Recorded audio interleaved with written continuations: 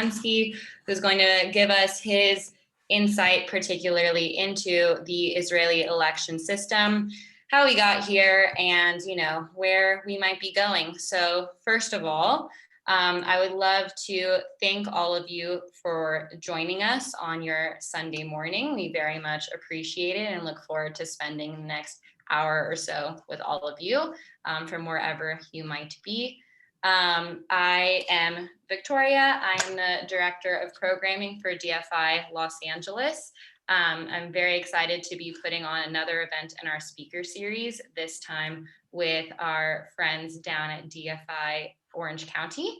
DFI, just for you guys who don't know, is one of the oldest running Democratic clubs in the Los Angeles area in Southern California. We do many different events and actions that are related to making sure that the Democratic Party maintains a pro-Israel democratic perspective. And so this ranges from supporting candidates to hosting educational events like we're doing today, to holiday parties and everything in between. It's really just a place for a community, which is why I love it. And so I'd also like to introduce the president of DFI Los Angeles. Greg, do you want to say hello? Hello there, everybody. Greg Solkovitz here, and happy to be here. I want to thank Victoria for putting this together, and Lisa for her hard work with DFI Orange County. We started to push back on anti-Semitism within the political structure of the Democratic Party in particular, but the political structure in general. We've expanded in the last 6 months to move into cultural and educational events because we feel that it's an area that was needed, and I just want to thank Victoria for putting this together. I'll also tell you that the 21st we'll be having a Passover themed event. We'll be putting information out with a chef, and you'll get more information on that later. But thanks again for being here. Great, and I would love it if Lisa, if you want to go ahead and introduce DFI OC, say hello to everyone as well. Yes, thank you. Thanks, Victoria, and thanks, Greg, and everybody for being here this morning. And I see a number of our DFI OC members here, which is terrific. So here in Orange County, we launched our club a little bit over a year ago. And we're thrilled to be participating in today's webinar and to begin to introduce educational programming to our membership and to members of the Democratic Party. I want to acknowledge our club's co-chair, Karen Berkeley, and who has done so much of the heavy lifting to get this club going. And I really just want to thank her for everything she does, for her support for today's webinar and everything else. If you are in Orange County and you're interested in becoming a member of DFI OC, I'm going to put our email in the chat. Please feel free to get in touch with us. We'd love to connect with you.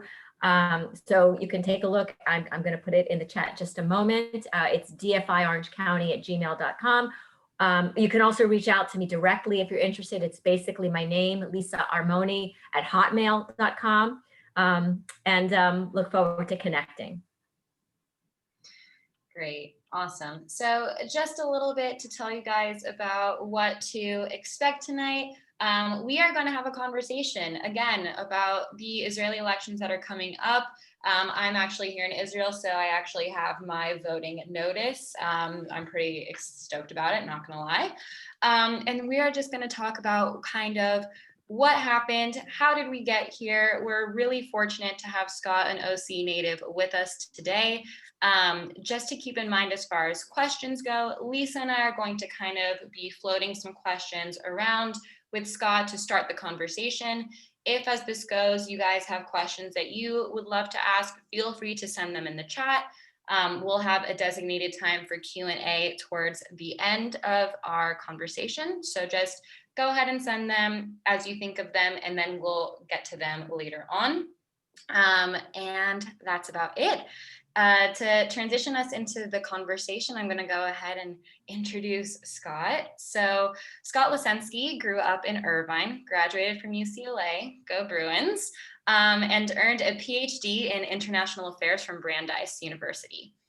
Scott is a former senior policy advisor on Israel and the Middle East in the Obama administration.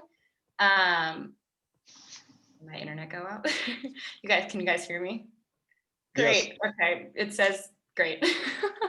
A former senior policy advisor on Israel and the Middle East in the Obama administration.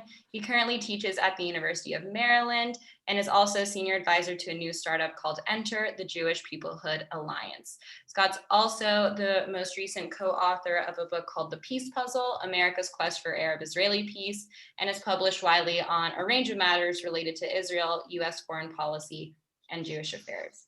So with that, thank you again, Scott, for joining us. And Lisa, you want to take it away? Sure. Lisa, point of order. Yes. In addition to the UCLA graduate, is that Rabbi Stephen Einstein? It sure is. Yes. Holy mackerel. I was in your show a million times as a teenager. Oh my God. Yes. Please continue. Please continue. Scott and I have been working on a project together, and we spent a lot of time doing Jewish geography around here in Irvine. But we're going to get to what you all came for, which is an exploration of Israeli democracy and how we got to our fourth election in 2 years. So Scott, we are just 3 weeks away from what is going to be a fourth election in 2 years. And even for those who follow Israeli politics closely and are familiar with the very intricate dynamics of its multi-party parliamentary system, which we just heard about in the video, its coalition-based governments, 4 elections seems to be even just a bit chaotic even for Israel.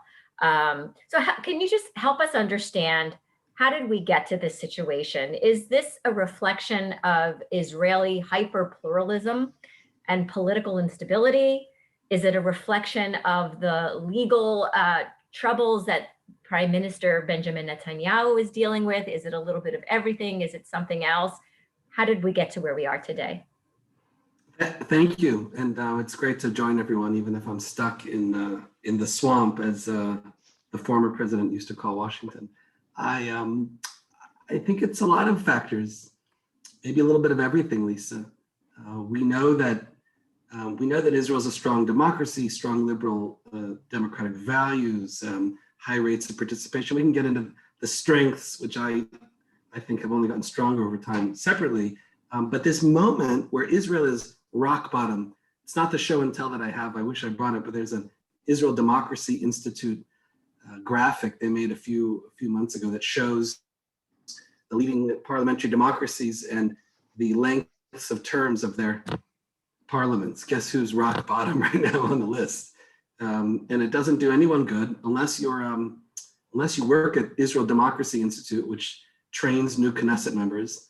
And by the way, they have one of the highest turnovers. It's not just the elections. Think about incumbency, something Democrats actually focus a lot on.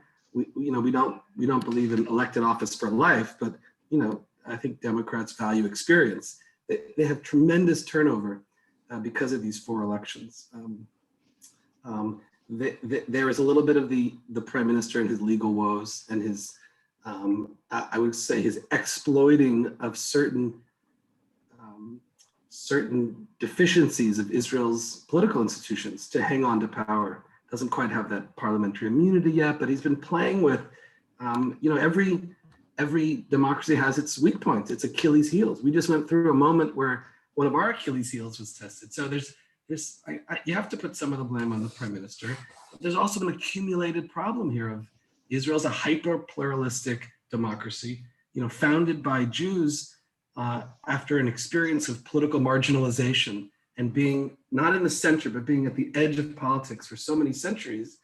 They created a political system that gave everyone a voice. Now it's 3%, a little over 3%, but the threshold used to be 1%. Now in the old days, Ben-Gurion and the labor establishment knew that even if you had this totally low threshold, where everybody gets in the American context, it would be like from Pat Buchanan to George Nader to, you name it, everybody gets in. Everyone's left, right, center. David Duke, I grew up, before I got to Orange County, I was in New Orleans. David Duke would be in the Senate if we had the rules. that Israel had. But the big party knew, even with those rules, it still had a dominating place. And the trend of labor's central place eroding over time, the rise of identity politics in a way that mirrors, but much more intense than our own. And I would remind, I don't think people on this call are, casual observers. 15, 20 years ago, Israel actually went through this incredible experiment in trying to fix their system, make it more stable. They went through electoral reform. It was a radical reform. Some at the time warned that it actually might have the opposite effect by weakening parties. But they went through this big experiment in directly electing the president, the prime minister. And it didn't work. They did it for 2 or 3 elections and then went back to the old system. But by the time they went back to the old system, the big parties were weaker. Now they're inching up their threshold. So you actually have fewer parties. That caricature, I like Victoria's video. Maybe we'll comment. There's 1 or 2 things I'd comment on about the video, but yes, they have a lot of parties, but actually fewer are getting in now. The threshold's higher. You got to have 5. I think it's 5. Someone I'm sure on the call can correct me. Used to be able to get in with 1. So that's pushing the margins away. They're really the crazies. And I hope you don't mind, it's a Sunday. I'll call them the crazies or the kooks. There's also kooks. They had a marijuana party and there was someone, anyway, I won't name names. They've had some crazy candidates over time. The kooks and the crazies are being pushed to the margins, but we're left with a lot of medium-sized, small to medium, and medium to large parties. A prime minister who won't take the back seat to anyone. You also have a big block of voters, and this is the last point I'll leave with. You have something good, but also something challenging on the Arab side. You have Arab Israelis participating at higher rates than ever before. You have them aggregating into a party. One of the constituents is sitting out this one, but they're mostly aligning. You have this joint list, 3rd largest party now, 2 elections in a row, 2 or 3 elections in a row, but not considered as part of the arithmetic for forming a government. So that means your pool for forming a government gets even lower. So it's really what, I hope someone on the call is an engineer, has a background in engineering, can correct me, but I think in engineering, it's discussed as a cascade of problems. It's really not one, it's a whole series that have left. It's like when a plane or a rocket ship, like a whole bunch of things all go wrong, and they're all going wrong at the same time now, and the country's stuck. Now, I guess the absolute last thing I'll say to you is it's remarkable that they're able to manage a response to COVID, that the economy's humming along, and that day-to-day life doesn't rest on politics, that government ministries are, first of all, there's less horse trading because they're working on budgets. Now I'm getting into the nitty-gritty. Someone will fall asleep probably. They're getting into budgets. It's in Washington, you call it a continuing resolution. So at least for this period, you don't have actually a lot of reallocating of budgets according to who wins that particular election.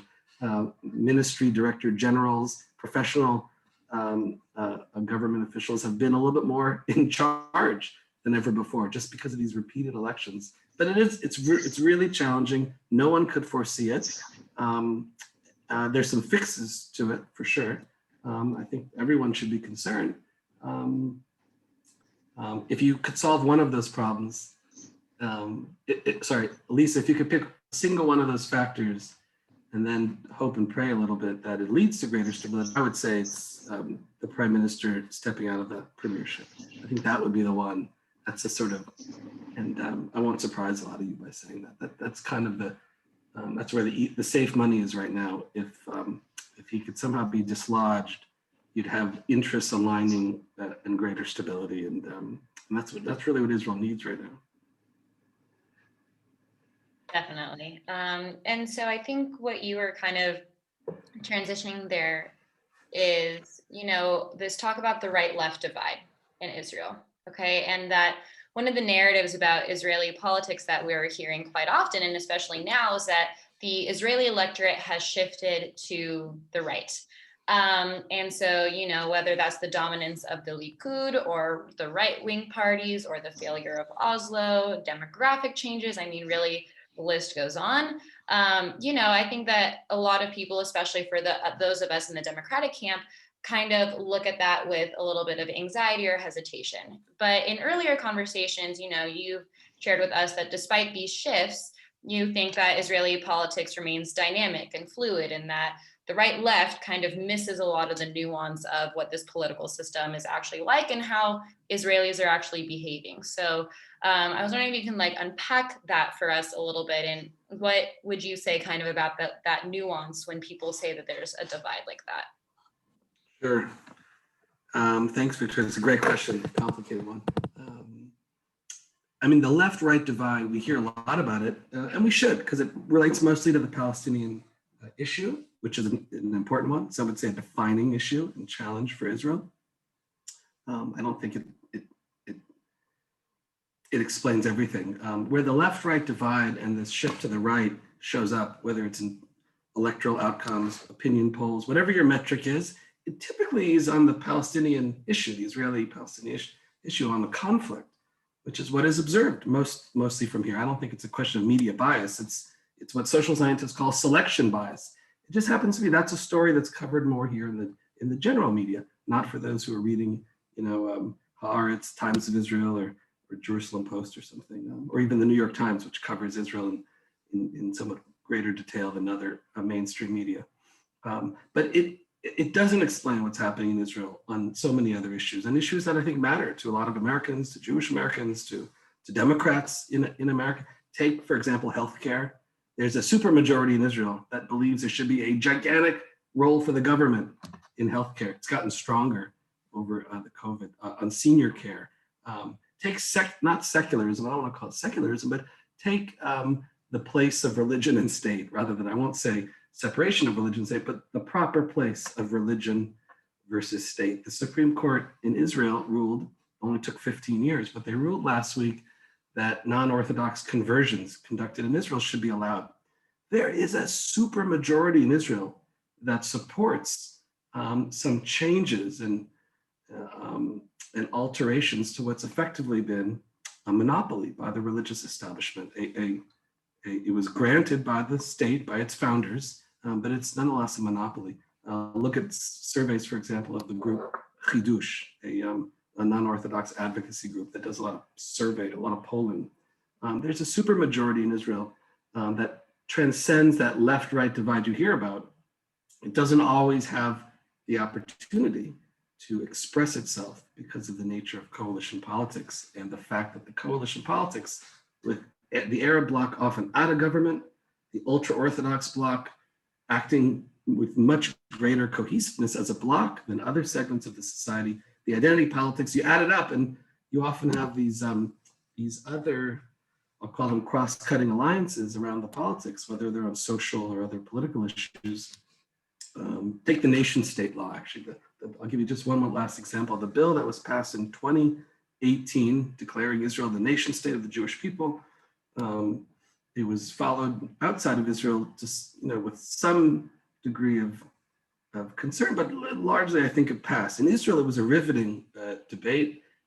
It passed with a bare majority, but the public seemed very uneasy. And you had big segments of the public unhappy that a lot of center-right and right-wing politicians were grandstanding on something that really seemed to cut and chip away at a lot of hard-won gains on what Israelis often refer to as shared society or coexistence between Jews and Arabs. Again, a supermajority, but it got trumped by the politics of that moment. So, a left-right divide and an increasingly right-wing Israel, yes, it explains a lot about the Palestinian issue, which poses big problems and challenges for us, especially in America with a president like we have now, who's back to a traditional American view, promoting a two-state solution, a negotiated solution. So I'll leave that to other exchanges. There'll be some tensions there, but it really doesn't explain a lot of what's happening in Israel, particularly when it comes, as I said, to social and political views, where there are often big majorities in the public that are supporting positions that are not right, and in many respects, you might call progressive. Great. And Scott, could you, while we're on this topic of liberal values and sort of this left-right divide, I wonder if you could just also comment on where the Arab-Israeli community is, and both on some of these issues, on some of these social issues, and even just in terms of their own participation in Israeli politics, electoral politics, and society? First of all, it's not my core expertise, so I'm not going to wing it, but I'm gonna give you my best answer. I should probably spend more time watching them. They're the swing factor, and in many respects, it's the quiet and probably the most positive story of these 4 elections, repeat elections. In the first 3, you saw remarkably, you saw cohesiveness among Arab political parties running as a bloc, pushing a more moderate agenda. And you saw for the first time in the country's history, 70 plus years, you saw a discussion open up about whether coalition bargaining and constructing a government coalition could include Arab parties.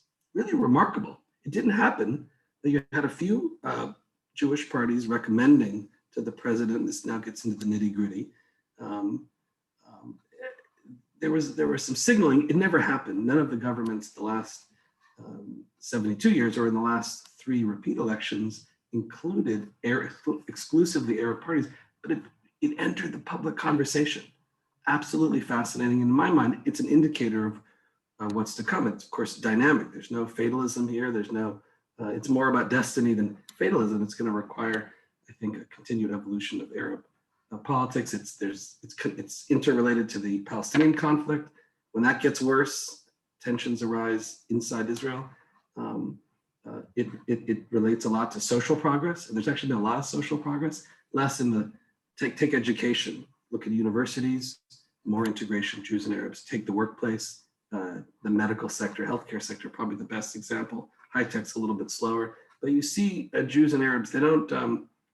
Anybody? I can't always tell on Zoom. Anybody read or hear Pew survey?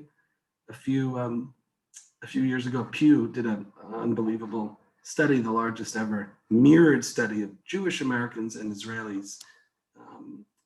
And one of the fascinating findings is that Jews in America, surprise, surprise, know a lot of people who aren't Jewish, but Israeli Jews have very few friends who aren't Jewish. But what they're finding, and it was discussed a lot in the media, but what they're finding masked is that there's much more integration now, maybe not personal friendships, but contact at the workplace, in school, in the public sphere between Jews and Arabs. If you were just looking at the Knesset, Lisa, and I know you look at the Knesset, we all do, how can you watch Israel and not look at its politics? But if you were only looking at the Knesset, where Jewish, Arab, and I hesitate to use that sort of dichotomy, but when you look at when you listen to Jewish Arab discourse in the Knesset, it's often raw. And there's some grandstanding and there's some theatrics. But if you widen the lens a little bit, you see under the surface, there's a lot more that's going on in terms of moving slowly toward a more shared society and toward coexistence in Israel. It still has a long way to go, but I'm very optimistic, and it's not because it comes from my in Hebrew you'd say tchushat beten. It's not because it's like my gut or my kishkas. It's because I'm looking at the metrics of inclusion, the political trends. It's still, again, a long way to go, but the progress is remarkable, especially when you know where they started. In fact, that relates to my show and tell too. If you want me to, do I have screen share capability? Miss Victoria? I think I don't. But if you decide, you can screen share a picture I sent you of President Obama and 2 9th grade girls. Wow. But we can do it later too. Yeah, you may not have it at your fingertips. Figure out how to let you do that one. Lisa, did I answer everything you asked about the Arab sector?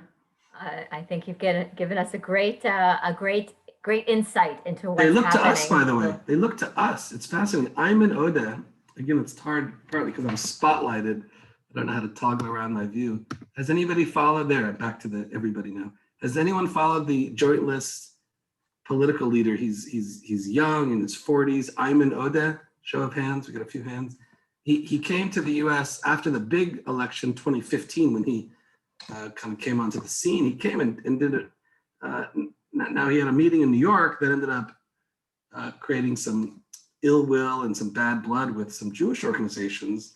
And people around him admitted he made a mistake. But if you look at the whole trip, where he went to Atlanta and went to Martin Luther King Center, I see Susan nodding, and you look at others he met with, union leaders and political figures. Actually, the Joint List is looking to progressive Americans who understand what multicultural politics are all about. And there's some amazing conversations going on every so often, an uncomfortable one sometimes with Jewish Americans, but on the whole, it's remarkable. And it reminds me, and I should have said it earlier, Lisa, we on this call, but also we as Americans need to understand we're not observers. Most of the world is obsessed with Israel for all kinds of reasons we can talk about another time, but not everybody has an impact. We Americans have a huge impact. We are like, I used to work at the embassy, the American embassy in Israel, and the metaphor I would explain to people is that it was like working in a building that was 1,000 stories tall. Everybody could see it. Everybody thinks about America. Can we put our thumb on the scale and with the wave of a hand solve the Palestinian-Israeli conflict? You know, go back to Camp David, lock them away for 4 days. It's not that easy, but on a whole host of other issues, and I can give examples if people are interested. America, American Jews, Democrats. We now have a Democratic majority in Congress. Someone here is probably going, yay. And a Democratic president who's very deeply committed to Israel, but also deeply committed to a values-based approach where strategy and interests matter, but also shared values.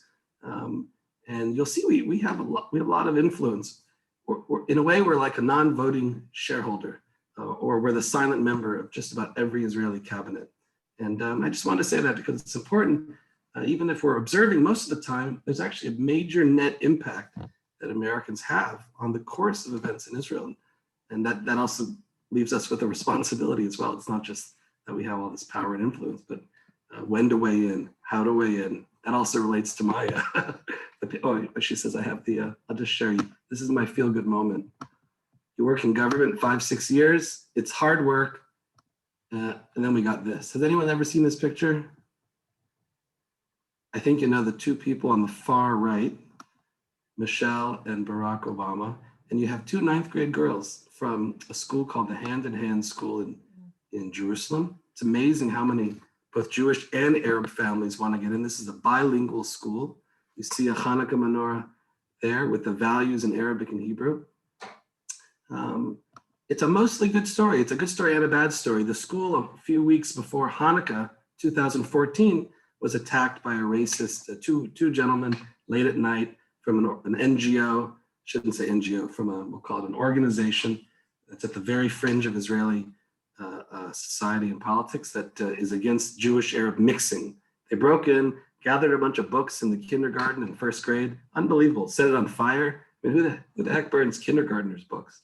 Anyway, the response was overwhelming from Israeli society, from President Rivlin, who had just come to office, but also from, as you saw in that picture, from President Obama. It turns out the US had already been giving grants, $1 million each year to that school to promote coexistence. You got progressive groups, J Street, AIPAC, all sorts of people. Everybody agrees and buys into this. It's from a very small account in the big government agency, USAID, if people know, the big provider of foreign assistance. It's a small account, but unfortunately one that Donald Trump shut off.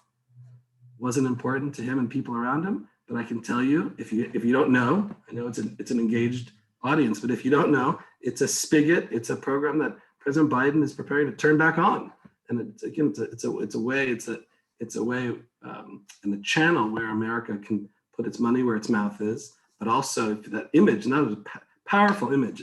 That image was shown all over Israel at the time, and I hope those two young girls, both 9th graders at the time, let's wait another 5-10 years. It'd be nice to see them in the Knesset or leading educational or other ventures. We're the 800-pound gorilla when it comes to outside parties and the course that Israel is taking. So, all right, let me stop there. Hope you love the picture. It's great, and I think it's really important insight, and especially something to think about as we have a new administration who obviously is much more aligned with all of our principles, hopefully, if you're in this event. But also just importantly, when we have these uncertainties about where the administration is going and what will their involvement look like with Israel, with the Palestinians in general. So Really, really interesting. And I think it's actually a perfect transition to, talk a little bit about the Israeli-Palestinian conflict in this context. We touched on it a little bit before, but as we all know, the Israeli-Palestinian conflict is an issue that is very, very prominent within the Democratic Party, especially here in California. And this is especially true when we're constructing our party platform, things like this, et cetera. This past summer, the party adopted a platform that supports a two-state solution and opposes Israeli annexation in the West Bank and settlement expansion. However, meanwhile in Israel, there seems to be little discussion about the conflict. So, the first thing that I'm kind of interested on is, what do you think about this reconciliation between Democrats here in the United States, who for them see Israel through the lens of the conflict, versus Israelis who aren't really necessarily having their mindset on there, as we talked about before, maybe are more focused on security issues and things like that? And where do you kind of see cooperation actually kind of taking place, not only with the Biden administration, but the US Congress just passed, their big peace building bill a few months ago. How do you kind of see these two ideas reconciling or coming head to head with each other? Because it is definitely something that I think California Democrats especially look to when they're hearing about Israeli politics in general. Thanks, Victoria. Tough question. Listen, there's no doubt that probably the single greatest tension when it comes to Democrats, American Democrats here, when we put on a party hat and like a party, I've got a jacket on, like when we clothe ourselves in a party, because we have big tent parties. That's one of the differences between us and Israel. The Democratic Party is a very big tent party. And there are a whole range of sentiments on so many issues, all under one big tent. And dissent is also, if you don't mind, I'm straying a little bit into cultural references, but I think they're relevant. Dissent actually matters. In fact, I worked briefly for a Republican former national security advisor, and then I spent all these years working in the Obama administration. The mere way meetings are conducted are just so different culturally. I'd sit, I won't name which cabinet member I was working for, but it often felt like graduate seminar. Everybody gets to talk. The meetings are much longer. Dissent is much more embraced. Republicans sort of make quick decisions. Meetings are held to give direction. Democratic Party is a big tent party, and you've got a lot going on, not just an Israeli-Palestinian conflict that's stuck, 20 years of resurgent violence now and again, but also no movement forward toward a solution. You also have new constituencies in the Democratic Party, Arab American and Muslim American voting blocs and alliances that are more active and more vocal and want to be heard on this issue. On top of that, you have Republicans. You have the Republican Party, which has strayed from a more traditional American approach to Israel and to Arab-Israeli peacemaking. For most of American history, I'll just speak about the period after the Six-Day War, when the U.S. really for the first time got involved in Arab-Israeli peacemaking. There wasn't all that much difference between Democrats and Republicans when it came to Israel and how to solve the conflict. In fact, the presidents, I'll make an Orange County reference, who were the most involved, and the one president who I always identify as the founder of the U.S.-Israel alliance and who got us into Arab-Israeli peacemaking is, guess who? Lisa's nodding. It's Yorba Linda. Who's got the museum in Yorba Linda? I know we don't celebrate Richard Nixon for all sorts of things related to corruption in Vietnam, but the U.S.-Israel relationship was wafer thin. I hope my fingers are, I don't know if you can see, was paper thin before. We first got into multi-billion-dollar aid packages, security commitments, but Richard Nixon and then Ford, advised by Henry Kissinger, they came up with this idea. The Arabs were saying it's either us or Israel. It's oil or Israel, you choose. And we chose a middle ground, absolutely fascinating. We threw ourselves in. Those who do business or economics will know about side payments. We found ways to bridge the divides where the parties couldn't give each other what they needed by throwing in our own commitments and assurances and military aid and economic aid. And we found solutions where solutions didn't exist. And Republicans have strayed, both the base of their party, the leaders of their party. So that was a long way of saying, on top of the new constituencies in the Democratic Party, on top of the nature of the Democratic Party being a Big Tent party, on top of the fact that the core of the Arab-Israeli conflict, or let's say the element that's most central to Israel in its day-to-day life, the Palestinian issue, has gotten worse in the last 10 or 20 years, not better. And on top of all of that, you also have a Republican Party that has been pushing this issue in ways that have increased partisanship and have forced people who focus and care about this issue to sort of to pick sides in a partisan way, undermining bipartisanship. And I'll even add, last point, you can see how noxious of another cascade of failures. You have repeated intrusions of Israeli political figures. The current Prime Minister of Israel, I think, bears a fair degree of blame, but he's not the only one. And they have poked around our politics too, and stirred up some partisan divisions on the Palestinian issue that have not helped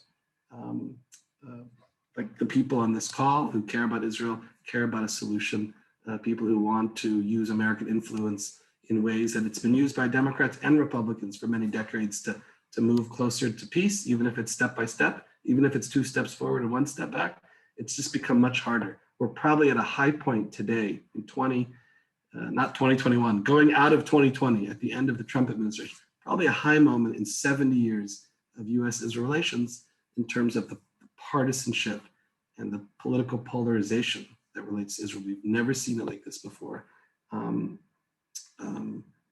I hope in the last 2 months we started to round a corner and we're coming back to, I mean, that's the one thing I'll tell you, I when I give advice, I don't work for the Biden administration. Fingers crossed, maybe I'll get a chance, but I don't work for them. But when I talk to people in the administration, I ask them if they're assuring those on the outside that the president, and he said it in his campaign, wants to make sure we don't play politics when it comes to Israel. And they say, yeah, it's sort of top of the talking points for every outside group that they engage on this issue. So I think we're getting back to a better place. Still won't be easy. And maybe I'll throw out one more point. The peace issue is so hard, 2-state solution, finding formulas that work for Israelis and Palestinians tomorrow.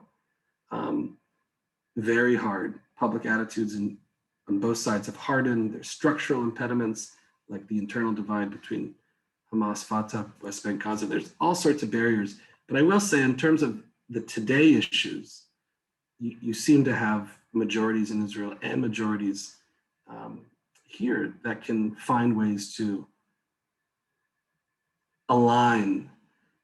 Take the annexation issue. Victoria mentioned it, and we all watched it unplay last year. It may be hard to move Israel today to 2-state solution. Same could be said for Palestinian leaders. But I think we have a very strong sense in the Democratic Party and certainly in the Israeli public about what they don't want. And whole scale or small scale annexation is something I think no one wants. And it's probably the only thing that's being left behind that, in my view, is positive, and that I know President Biden doesn't want to undo. And it's the way out of that conundrum last year was the White House rushing ahead and trying to find these agreements, normalization agreements between Israel and some Gulf Arab states as a kind of a way for Israel to back out of its threat of annexation.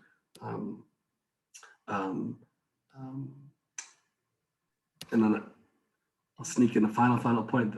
The difference being, though President Biden is embracing those agreements, I think he's also committed to using them as leverage and as an entry point to get back to Israeli-Palestinian peacemaking. If they were celebrated on the White House lawn with, I don't have my mask here because I'm at home, but if they were celebrated on the White House lawn back in October with, crazy grandstanding ceremonies where nobody had a mask, and I have a colleague actually in government, he thinks he was infected, he's a civil servant at that ceremony.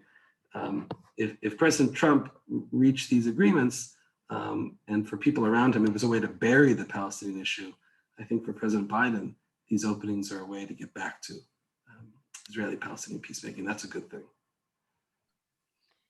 100%. I love that you ended on that, because for those of us in Israel who are still working on these issues, it's a very true opportunity. So love to hear that. Great. So at this point, we're getting some wonderful questions from some of the participants. Love to remind you all that if you want to ask a question, feel free to send it to one of us in the chat to look over it. We'd be happy to look at it. But first off, I was wondering, Sunny, if you'd like to go ahead and ask your question. I think it's a great jumping board for the rest of the conversation. Sure. Thanks, Victoria, and welcome, Scott. It's so nice to have you. If you can unpack some of the, well, with the upcoming elections in Israel and the candidates that are at play, and who you foresee being the successful candidate for the first time around, that'd be great. Wow. First of all, is that a virtual background, or do you live in Corona Del Mar or something? Oh, the sunset. It's got to be virtual. It's actually a real background from a yoga retreat last year. It's called Nostalgia Fantasy. Once we can travel again, I plan on going there again. Fingers crossed, fingers crossed. Everybody's crossing fingers and toes. What can I tell you? It's so dynamic. It's so hard to predict. Right now, we're actually seeing something very American in as dysfunctional as this moment is in Israeli politics, with hyper pluralism and the distortions caused by the prime minister's legal troubles, and then this huge dose of identity politics that, you know, so many Israelis, in my view, too many Israelis, but it's not for me to tell them how to think about their own politics, but so many go to the voting booth already with a sense of who they're going to vote for based on either ethnic, religious, or another like sort of hard identity. And they can do that, by the way, because their system allows them, they effectively get 2 votes. That's one of the crazy, even when the direct election of the prime minister reform, the big constitutional reform that was enacted in the 90s, even when it was discarded because it seemed to be destabilizing their politics, Israelis still mentally go to the ballot box. I don't know if Victoria is one of these, but many Israelis go to the ballot box thinking they have 2 votes, not 1, because they know, based on polling and public discourse, or at least they think they know, that they can pick their narrow party that reflects maybe some special interest of theirs, which could be anything from I'm an Arab or I'm an ultra-Orthodox Jew, or 10, 15 years ago, there was a pensioners party. My God, they just shot to the top. They had 8 or 9, 10 seats in the Knesset pushing pension rights. But they know, because they see the reporting and they know the scuttlebutt, they know who's going to align with who and who'll become the prime minister. So it's like you get a double vote. What we're seeing right now is something really different in Israeli, in the flavor of the politics, and it's personalities.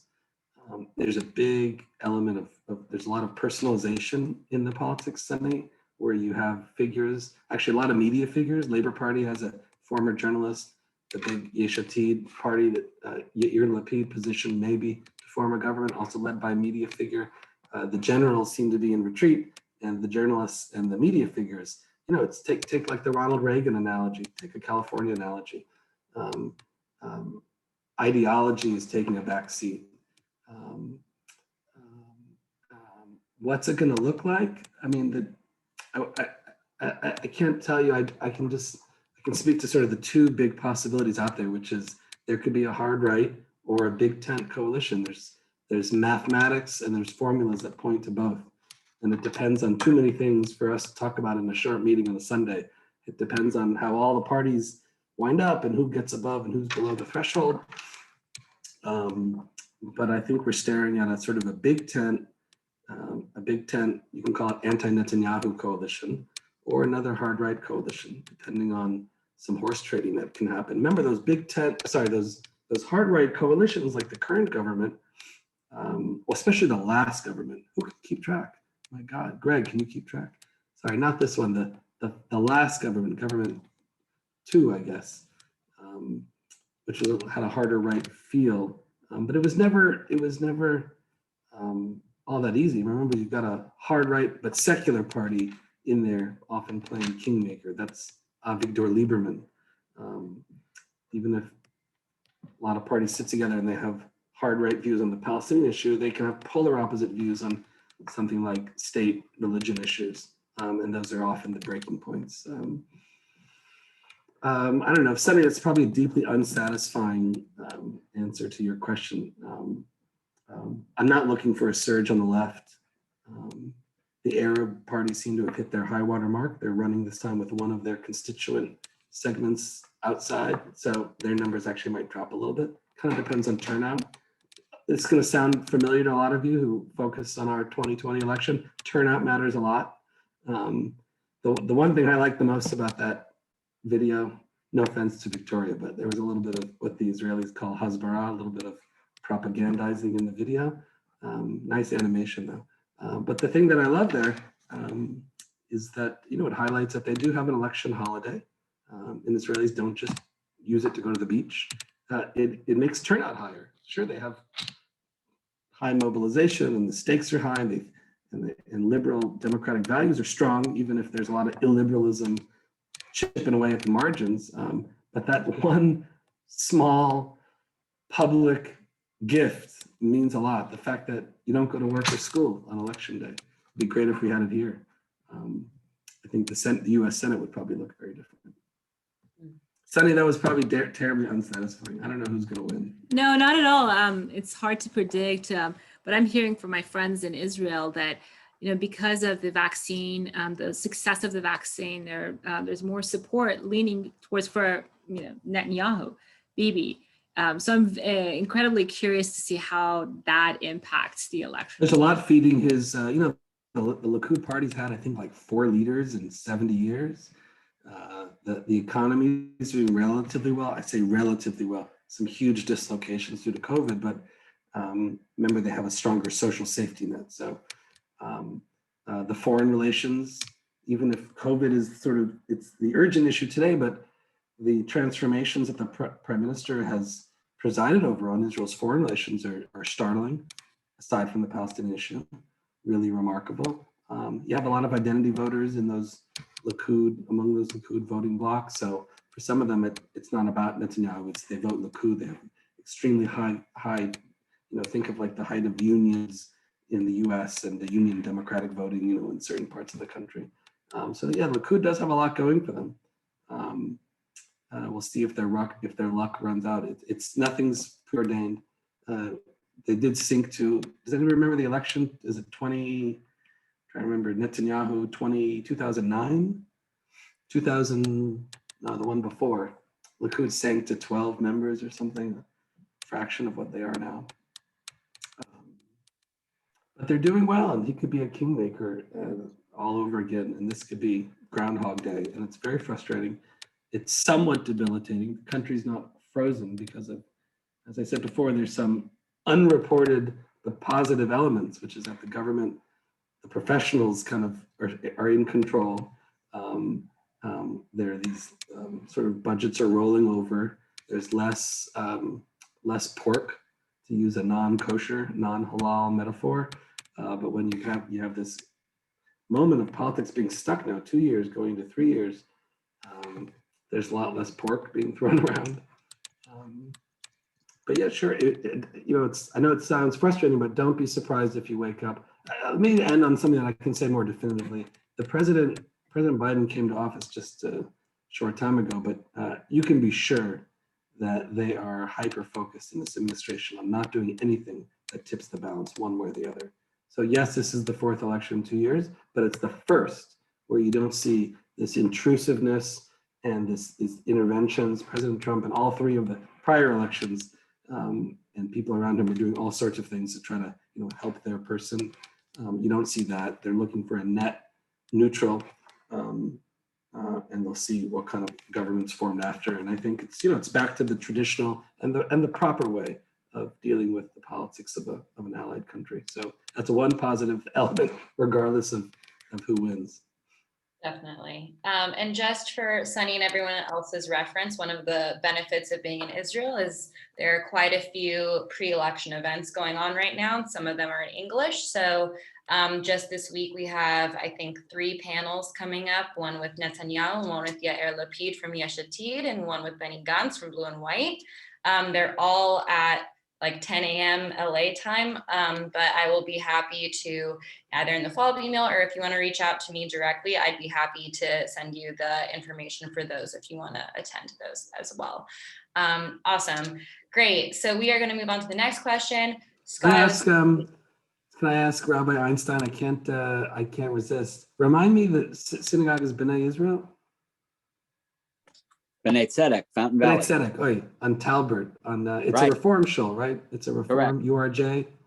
Yes. Yeah, the URJ, unlike most Americans who care about Israel and Jewish Americans as well, is likely to have its first representative in the Knesset. So that's in addition to what I said to Sunny about the lack of, that it's nice that there's a neutral, we're back to a neutral American approach. The head of the Reform movement in Israel, fourth time trying, Gilad Kariv, poised, he seems to have a safe seat. You never know, but he seems to very likely to be entering the Knesset. And it's remarkable to have for the first time, you'll have someone from a denominational movement in Judaism that is deeply intertwined and reflective of a large segment of American Jews. It's good. It also may lead to some fireworks, so we all have to kind of buckle in and get ready for that. It could be very threatening to those who have an interest in promoting the religious monopoly of the Orthodox state, but something really interesting to watch. And I mention it not just because Rabbi Einstein is here, but his commitment, Gilad Kariv, and his movement, his denominational movement, the commitment to pluralism and to progressive politics is really quite strong and quite similar to, I think, an American democratic outlook. And I would say I also got to know him because he was the rabbi of a synagogue I went to when I lived in Israel recently in Herzliya. So he's wonderful at the pulpit also. We have tons of Jewish geography for sure. No, it's great. For the sake of time, I would say let's just try to, I want to get as many questions as we can in. So if you can try to we'll try to just limit responses maybe, if that's okay with you. Just so that's why never ask a professor. I teach 2.5-hour seminars. Everything will be, I'm gonna machine gun everyone for the whatever time we have remaining. Don't worry. Quick answers. Yes and no answers. I have faith for sure.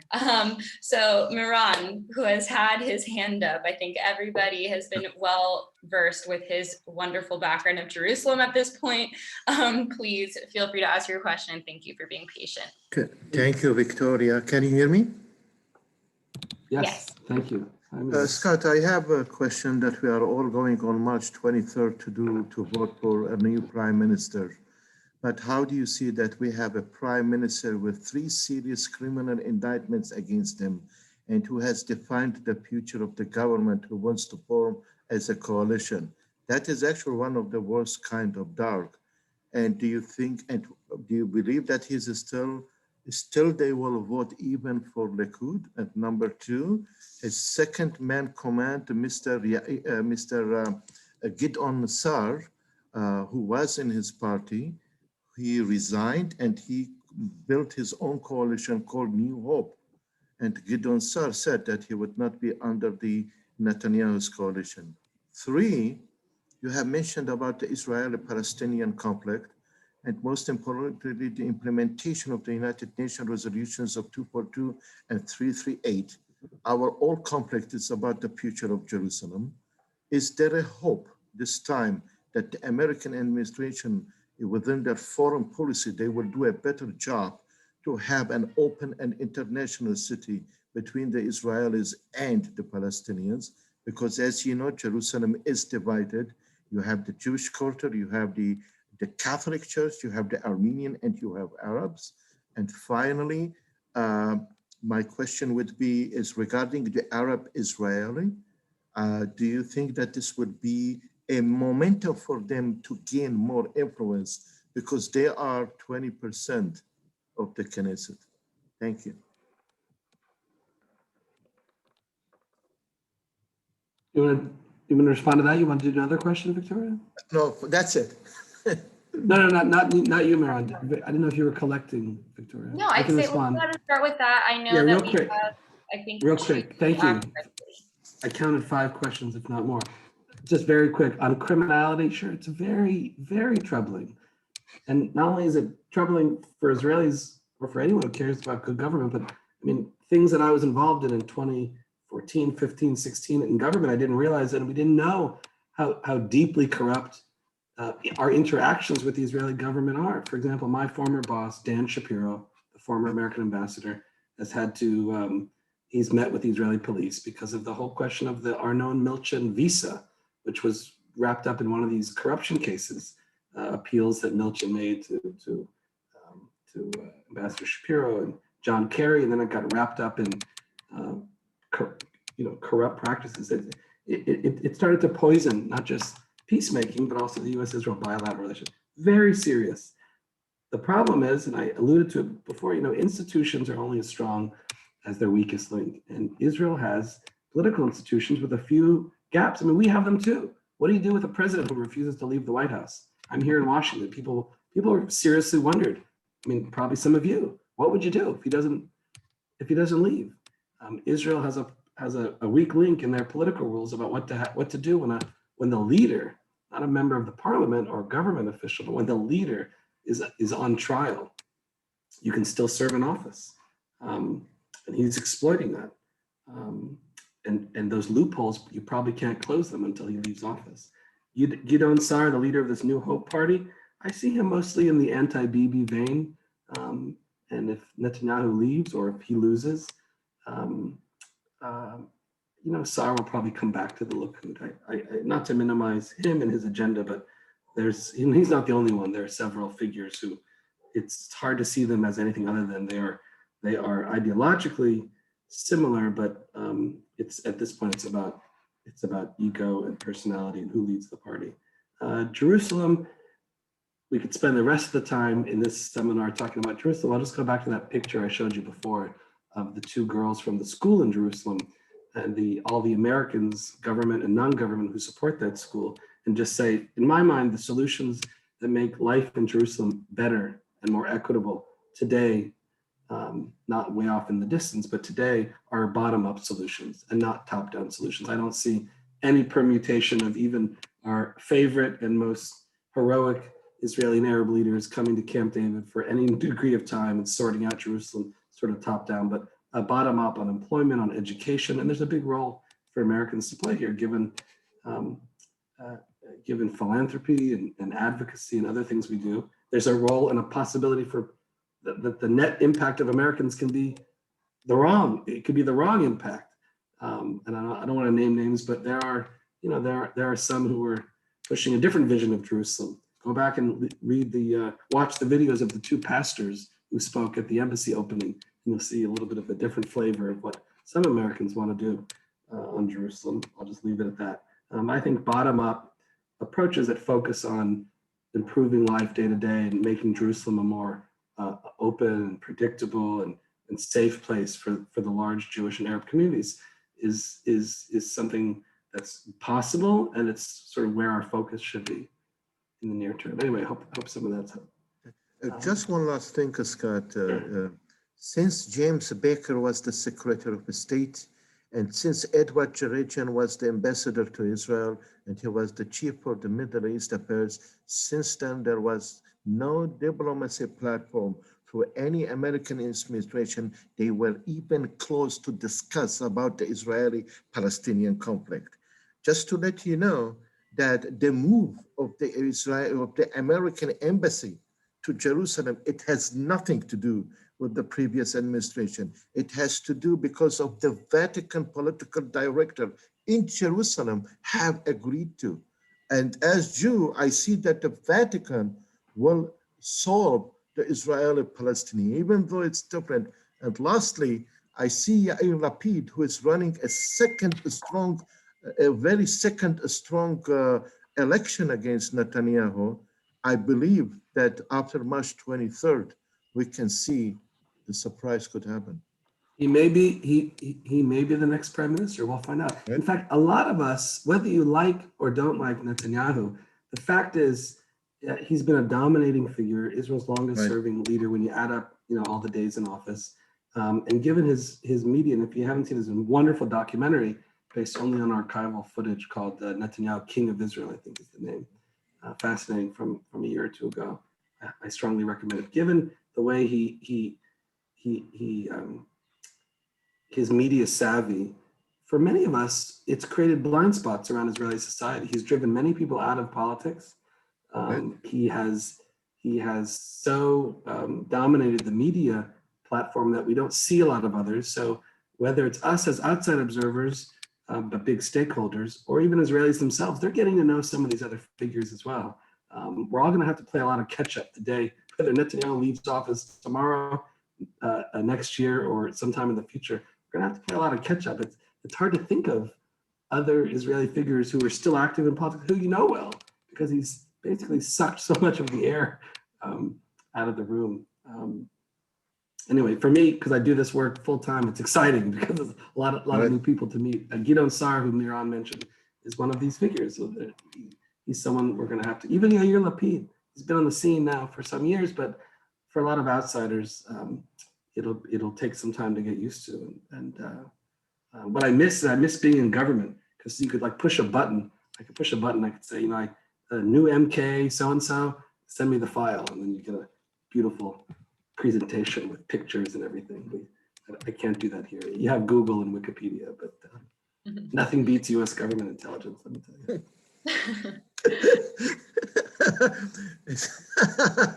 U.S. government intelligence, I will tell you, and the Jerusalem Post, which I love, because after every election, they do a full page. When you're in the country, you can get the giant poster size.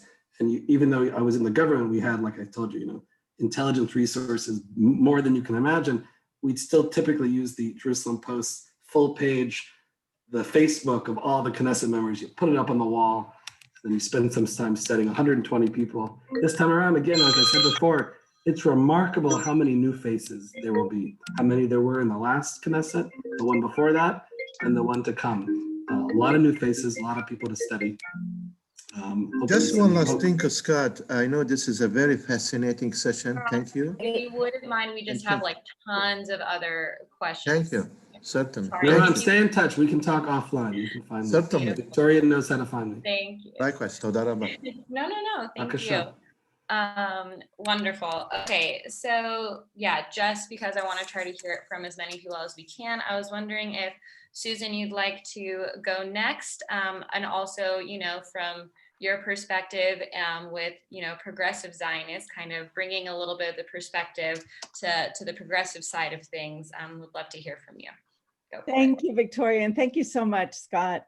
I have a quick comment first, because you mentioned hand to hand, and there's a peace building effort. It's called the International Fund for Israeli-Palestinian Peace. It's being put forth by ALMEP.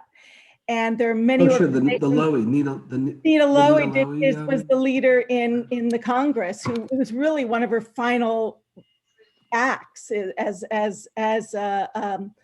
a representative. But it's an incredible program, and it's based on the conflict in Northern Ireland and how it worked there. So I just wanted to mention that, because you alluded to hand in hand and these efforts, and they're so important, I think.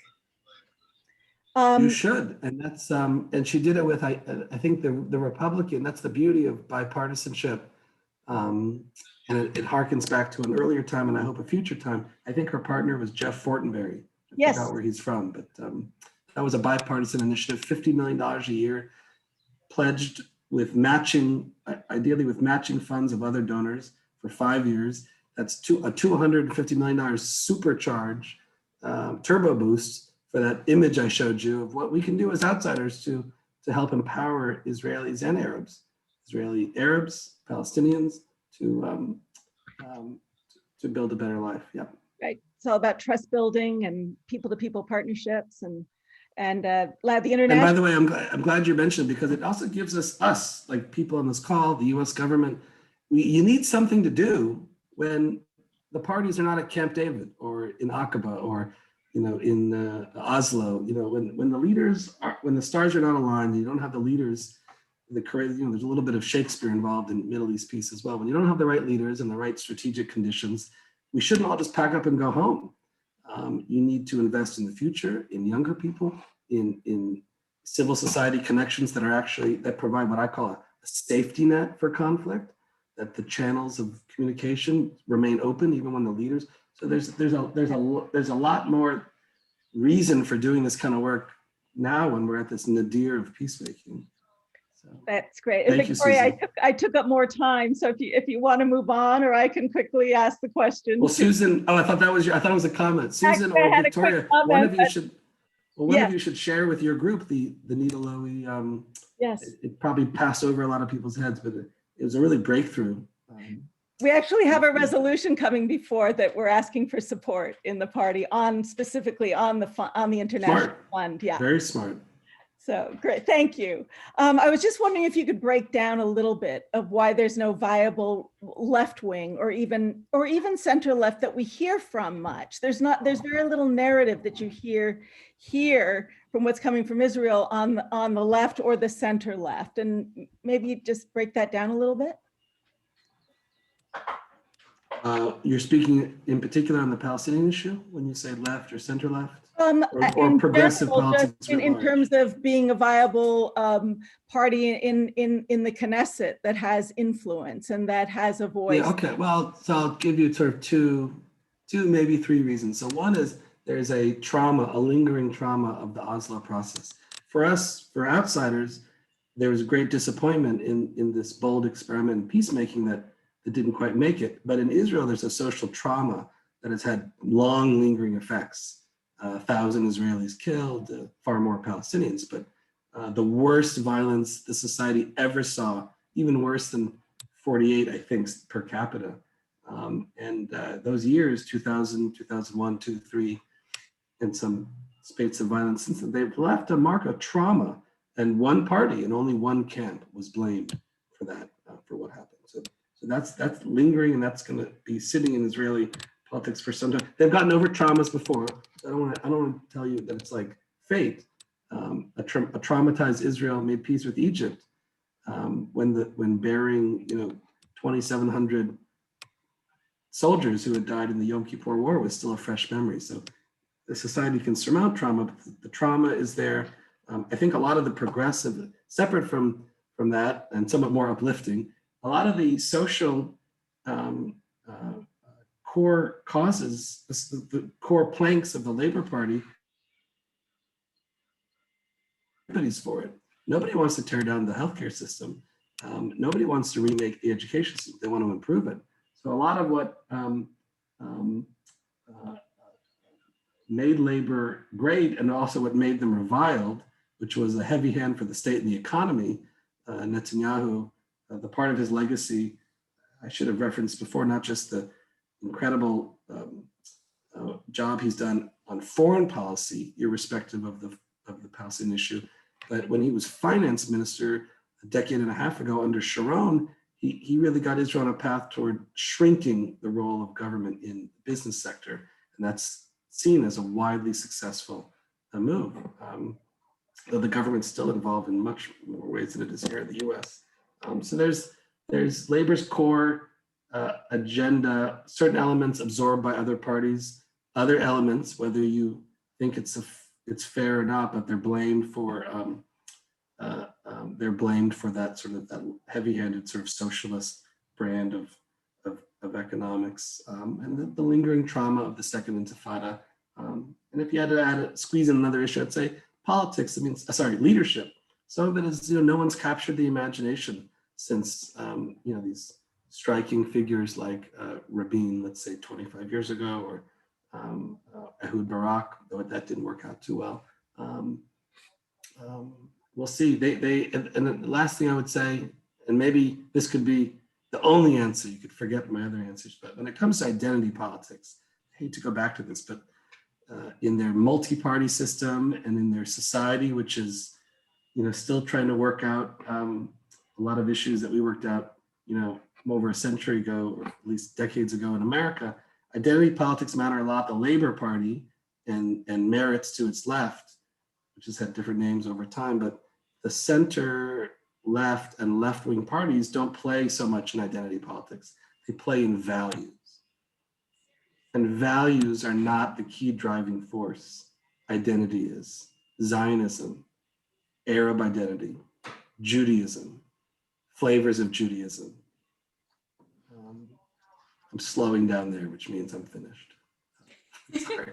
And I also got the affirmation because I saw Lisa nodding. I hope very professorial of you. Just keep going until it ends. I love it. Great. And I love that answer. Thank you so much for that one. And I think that One question that we've been getting from a lot of folks on the call throughout, and so I'm kind of trying to combine it into one, is that a lot of us come from and identify with the progressive side of the Democratic Party, right? And that historically, and especially in more recent years, we've been seeing a lot of anti-Israel sentiment and discourse coming especially from the progressive wing of the party. And so a lot of folks are wondering, considering what you know, and considering about what you've told us tonight, how do you think that we can not only, stay true to our own progressive Zionist values, if that's how we identify, but, also just kind of push back against these narratives that we're seeing coming up more and more often, if that makes sense. It's great. I wish I'd been in a different field if I had the quick answer for you. I'd be running a community, Jewish community relations or Big Tent Progressive Alliance, which I'm not. I would boil it down to three things. One, education. There's a lot of education that needs to be done and basic information shared with constituencies. You'd think that that job's been done, that people are educated. You have people already involved. They're at the forefront of politics, as Victoria said, in your party, in your state, or even nationally, but there's still a lot that needs to be done in terms of just basic education. Second, I would say it also involves, this is the uncomfortable part, but it's a Big Tent party, speaking out and calling it out. Some of the things, I don't want to name anyone, I was actually about to name one member of Congress, but I don't have to name anyone. But speaking out and confronting those in the party, respectfully, of course, and challenging them. It's a little bit delicate these days because they have to be challenged without validating and teaming up with those on the right who've been playing politics and trying to what's the word? They've been weaponizing Israel for narrow political purposes on the right, Republican Party. So educating, speaking out when needed, and also building coalitions. There are going to be times when you can all agree and get together.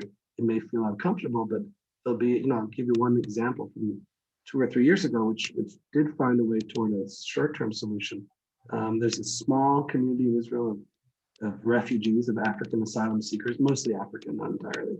But it was only the Africans that the Israeli government was threatening to deport. And a lot of progressive, center left, faith, all sorts of voices in America congealed, coalesced, not the Trump White House, unfortunately, and not hardcore Republicans, but a kind of an informal alliance rose up. You had Nancy Pelosi, the Black Caucus, the Jewish Caucus, and everybody lined up. And there's tremendous disagreement on issues like BDS or the Palestinian issue or some other questions. There was a sort of united front. And even without the White House, Democrats, and they were almost entirely Democrats and faith leaders in the United States actually succeeded and shut this down. And though there's a lot of questions of local rights for the African refugees who are still in Israel, the mass deportations stopped. So building coalitions when there's a common interest that can be pursued, speaking out when you need to, but also sort of basic education. And I want to leave it there because your time is limited, but also, I don't want to lapse into, propaganda. The one thing everyone has to be sensitive for is even in a context where you're speaking the truth, let's say talking about all the good things happening in terms of Jewish-Arab relations. We went through some examples in this call. Susan brought up this, what an incredible moment this is. America's about to, I don't even know the word in English, about to increase 10 times what it's been investing in Jewish-Arab coexistence efforts. There's probably a word for that in mathematics. If you accentuate some of that in the wrong context, you can come off feeling kind of propagandish. I'm not a political operative, so I don't want to go too far down that road, but I want to bring dynamism and I want to bring complexity into all discussions about Israel, but I'm also sensitive to the fact that sometimes you just have to acknowledge there are some things that are wrong that are going on in Israel, and not sugarcoat it. I don't know. Hope that helps as a agenda going forward. But I leave it to you guys. I'm supposed to be the policy person. You're running the party and saving the party. 2021's got to feel good, even with the challenges of COVID. You've got majorities all around in California, in the House, in the Senate, in the White House. Are people going to feel good? Jason feels good. Nope, he's not sure. I think it goes for all of us when you know, it's been a lot of work, but hopefully we're starting to see some positive change. So wonderful. Beautiful. Thank you so much, Scott. I think we're going to wrap it up there. I think that was kind of the perfect way to end our talk. I really want to thank you again for taking the time. Your insight has been really helpful, especially as we are trying to navigate this process. So thank you so much. Great to meet everyone and to see Rabbi Einstein again. And just to remind everyone, again, I have some candidate forum links I'm happy to share for you, all happening within the next 2 weeks. Feel free to let me know if you would like to hear any of those. None in Hebrew, I promise. If you want to practice, I have those too. Overall, also feel free, if you enjoyed today's event, that we are always looking for new members. So please, if you're in the Orange County area, be in touch with Lisa. If you are in the Los Angeles area, be in touch with me or Greg or Sunny or Nitzan or a lot of people on this call. And thank you to all of you for being here. My mother told me that apparently I've been saying tonight this whole time because it's dark outside my window. But good afternoon for you guys. We appreciate it. Victoria, I'll squeeze it real quick because I didn't illustrate on my, when I suggested education, speaking out and building coalitions. I didn't illustrate on the education side. You mentioned it yourself, I think, it was either you or Lisa. Have people read the platform. I know the Israel and the peacemaking piece was at the end. My old boss who was on the platform committee, Dan Shapiro, made some jokes, which I won't repeat here, about why it's on page 60 of the 60 pages, but study that text, share that text, make sure Democrats know what was, Republicans didn't even have a platform. I think it was, the Trump family was the platform. There's a carefully negotiated text where all the stakeholders in the party spent a lot of time this summer. It's important, and it sets forth an agenda that I think, should I say it, captures a consensus that's in the party. It's also less than a page long. Share it, use that as the basis of conversation. Dan Shapiro worked very hard on it. Arab American leaders like Jim Zogby, our new, hopefully, fingers crossed, Deputy Secretary of State, Wendy Sherman and others. It was really a lot of work was put into that. And even if you can't get consensus around that language, I think it's a good place to start.